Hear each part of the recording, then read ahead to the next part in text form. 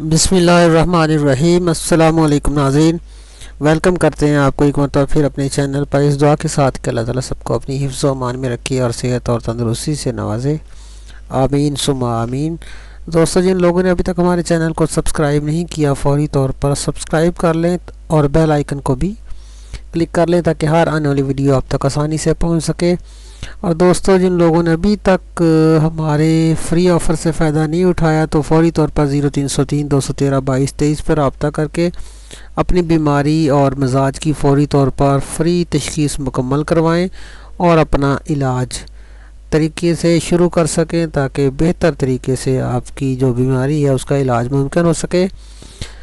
دوستو، آج آپ کے ساتھ شیئر کر رہے ہیں سوزاک کے حوالے سے، اس کا مجرب اور دیسی علاج ہے۔ صرف 2 چیزوں سے آپ گھر میں خود سوزاک کی بیماری جو ہے اس کا علاج کر سکتے ہیں۔ دوستو، اگر بات کریں تو سوزاک کیا ہے، یہ 3 طرح کی زہریں ہوتی ہیں جسم کے اندر۔ ایک تو عطشت کی زہر ہوتی ہے، ایک بواسیری زہر ہوتی ہے اور تیسری سوزاک کی زہر ہے۔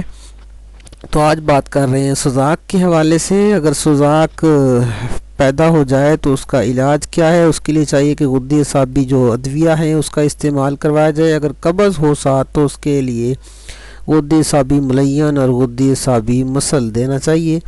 ابتدائی اور شدید حالت میں غدہ اعصابی تریاک بھی دیا جا سکتا ہے، اور اس طرح اگر زخم ہو جائیں تو پھر غدہ اعصابی اکسیر دیں۔ آرام آ جانے کے بعد جب اس بیماری سے جان چھوٹ جائے تو پھر کچھ دنوں تک غدہ اعصابی مقوی بھی ساتھ کھلائیں۔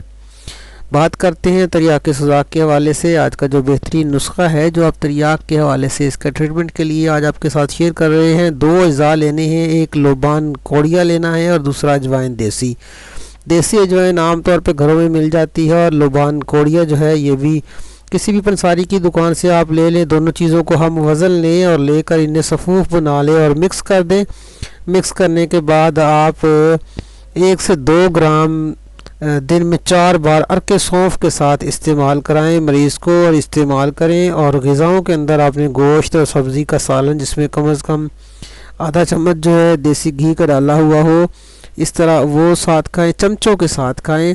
اس طرح روٹی، دلیا، ڈبل روٹی اس وقت تک نہ کھائیں جب تک زخم وغیرہ جو ہے وہ ختم نہ ہو جائیں۔ تو انشاءاللہ اس کے استعمال سے جلن جو ہے وہ بھی بہت جلد دور ہو جائے گی۔ پیپ وغیرہ اگر آتی ہے تو وہ بھی انشاءاللہ جلد ٹھیک ہو جائے گی۔ اور جو زخم ہے، اگر زخم ہو گئے ہیں، کرا وغیرہ ہے، اس حوالے سے تو کم از کم 1 ماہ تک اس کا علاج جاری رکھیں۔ اور اس کی جو پچکاری ہے سوزاک کے حوالے سے زخم کے لیے، وہ بھی آپ کے ساتھ انشاءاللہ نیکسٹ ویڈیو میں شیئر کریں گے۔